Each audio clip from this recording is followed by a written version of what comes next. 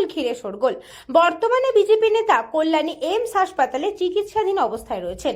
নবান্ন অভিযানের দিন নাকি পুলিশের মারেই বিজেপি নেতা প্রিয়াঙ্কু পাণ্ডের মাথা ফেটেছে, এমনই ছবি ভাইরাল হয়েছিল সোশ্যাল মিডিয়ায়।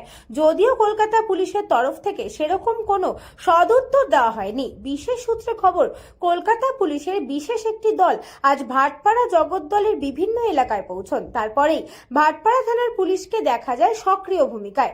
আচমকাই বিজেপি নেতা প্রিয়াঙ্কু পাণ্ডের বাড়ির সামনে দেখা যায় বিশাল পুলিশের টহলদারি। যদিও কি কারণে পুলিশের এই নজরদারি, এ বিষয়ে এখনো কিছু জানা যায়নি।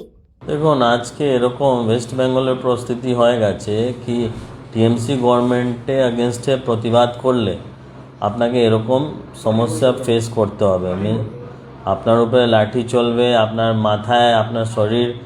আর আপনি যে বলছে আমার বিধানসভায় আমার একটা বিজেপি নেতা প্রিয়াঙ্কু পাণ্ডে উপরে এরকম হয়েছে, আমি একটাই কথা বলবো, শুধু প্রিয়াঙ্কু পাণ্ডে ব্যাপার নেই, ব্যাপার আছে যত বিজেপি কর্মী ওখানে গিয়েছে, প্রচুর এরকম কর্মী উপরে অ্যাটাক হয়েছে।